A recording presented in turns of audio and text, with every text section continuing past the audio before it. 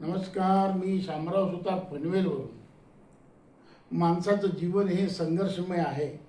या संघर्षातून जे यश मिळतं ते आनंदाने भरलेलं असतं.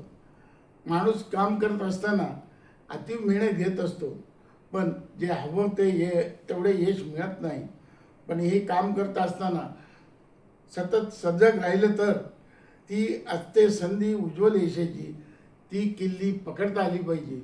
म्हणूनच माझ्या रंगनाथ्यांच्या कविता संग्रहातील कविता ती कधीही सादर करीत आहे.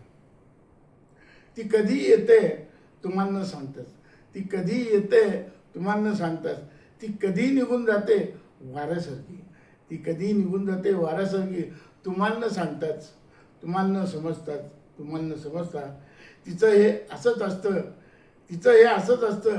ती आद्याचं समजणारा समजून जातो, ती आद्याचं समजणारा समजून जातो आणि तिचं सोनं करून घेतो आणि तिचं सोनं करून घेतो.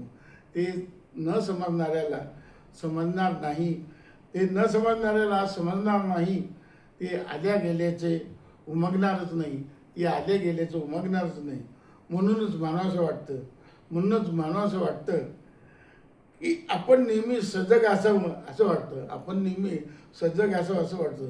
अशी ती आयुष्यात बऱ्याच वेळेला येते, अशी ती आयुष्यात बऱ्याच वेळेला येत असते.